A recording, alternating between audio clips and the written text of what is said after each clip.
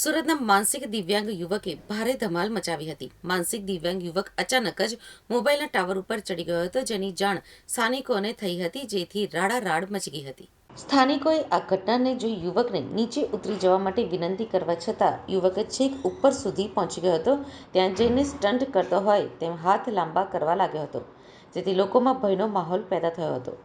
બપોરના 11:15 વાગ્યાની આસપાસ યુવક મોબાઈલના ટાવર ઉપર ચડી ગયો હતો.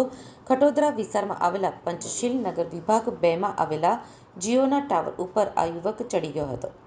સ્થાનિકોએ યુવકને નીચે ઉતરી જવાનું કહ્યું હતું, પરંતુ તે ઉતર્યો ન હતો. લગભગ એકાદ કલાકથી વધુ તે ટાવર ઉપર રહ્યો હતો. એ દરમિયાન સ્ટન્ટ કરતો પણ જોવા મળ્યો હતો.